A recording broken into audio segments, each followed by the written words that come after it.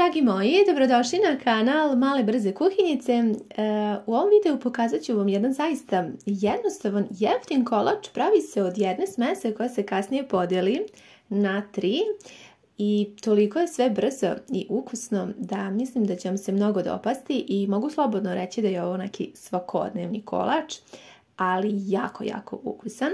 Potrebno je 3 jaja u koje sam dodala 150 g šećera kristal, zatim jednu kesicu vanil šećera, zatim sam dodala 150 ml ulja i 300 ml mlijeka.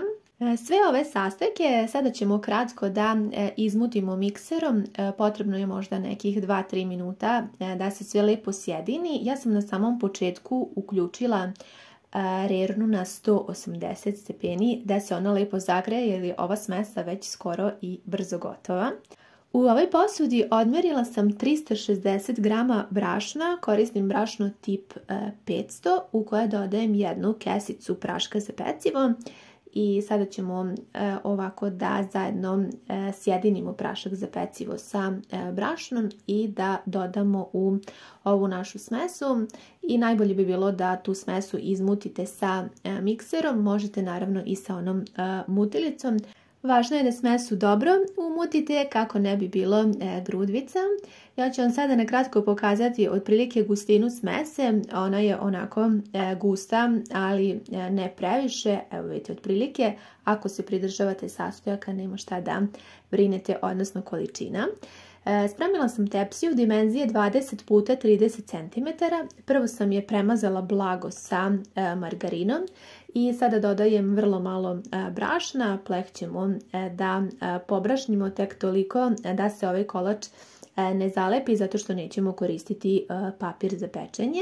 I sada pratite me, ovu smesu ćemo sada da izlijemo u tepsiju, ali polovinu smese. To je prvi deo ovog kolača. Ostavite tu polovinu sa strane, ovako ravnomjerno rasporedite smesu i odnesite je u rernu koju smo uključili na 180 stepeni da se zagreje tek toliko da se stvori onaj sloj kore. Za to vrijeme ovu smesu koja nam je preostala, ovu polovinu, podijelit ćemo na 2 dela.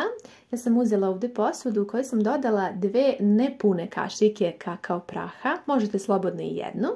I sada ćemo u nju dodati oko 5 do 6 kašika ove smese. Vidjet ćete kada budete mutili, ako vam je previše gusto dodajte 6, ako nije dodajte 5. Najbolje bi bilo da ovako umutite sa mikserom, dosta će biti gušća smesa i treba ona takva da bude, zato vam i prikazujem sada ovako na snimku. Prošlo je nekih 12 minuta i stvorio se taj, da kažem, prvi sloj kore, tek toliko se ona zapekla. To je sasvim dovoljno. Ja sam ovdje pripremila eurokrem i dodat ću nekih 3 kašike eurokrema, možete slobodno i više, možete i manje, ovako ravnomjerno rasporedite. Nije mi bio otopljen eurokrem, ali se brzo otopio s obzirom da je ova kora dosta vruća, tako da nemojte brinuti. Sada ide ovaj deo svijetli. Prvo ćemo njega da izlijemo preko eurokrema. Rasporedite ovako ravnomjerno, zaista je sve jednostavno i ovaj kolač možete pripremiti veoma brzo. I sada za kraj ide ova smesa sa kakaom. Gledajte onako da je, da kažem, rasporedite ravnomjerno, zato što ćemo sada da uzmemo čačkalicu i onako ćemo da prošaramo preko. Možete i nešto drugo, možete i viljušku, svejedno.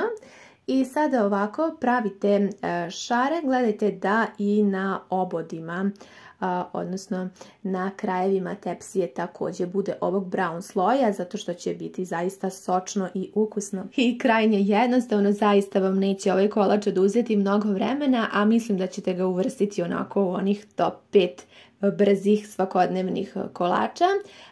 Vraćamo sada ovaj kolač u rernu na pečenje, koja je naravno svo vrijeme i dalje uključena na 180 stepeni. Kolač sam pekla nekih 15 minuta, potom sam rernu isključila i ostavila možda još tako 2-3 minuta. Bilo je sasvim dovoljno. Vi naravno svakako pratite, nije svaka rerna ista, pa vodite računa da ne prepečete kolač jer on treba da ostane sočan i zaista mekan.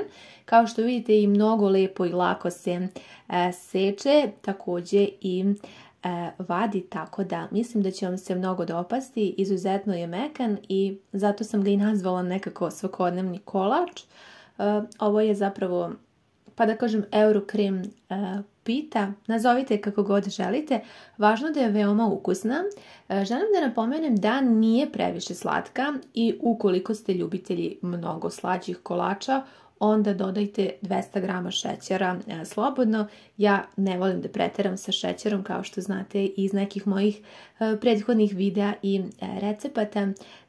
Nadam se da vam se ovaj recept dopao. Ja ću vam sad još kratko ovako prikazati ovako kada se kolač konzumira. Mnogo je mekan.